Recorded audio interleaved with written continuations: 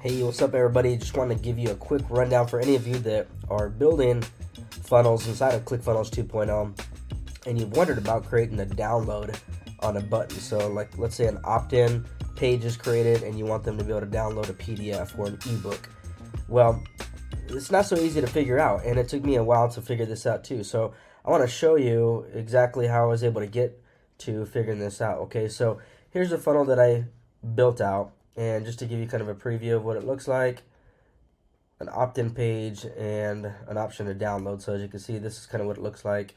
Person goes into here, say they want to do it, they can sign up for it, enter their info, and it's not going to do it right here because it's a preview, but that clicks a pop-up in essence and it gives them the download. Same thing if they go down to these other ones here. Okay, so the second page of the funnel brings them to this page. It's basically saying thank you, and then got a button here that says download now. So the way I did that was, I'm going to go into the edit section of this funnel here to show you. So got the header, have the image, which I guess you could do it on this image too if you wanted to, but I just created a separate button, an element that says download.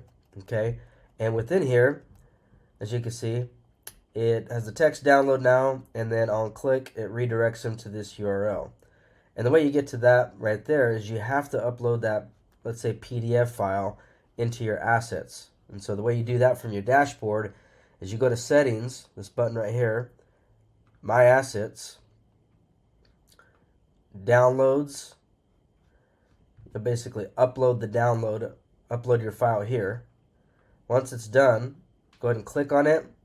And then here's kind of the part that's not so user friendly, is in order to get that URL, you actually have to get it from this download current file button. So the URL is hosted within ClickFunnels, so the URL is part of their backend. So you right click on this, go to copy link address, and that's the address that you're going to use in here.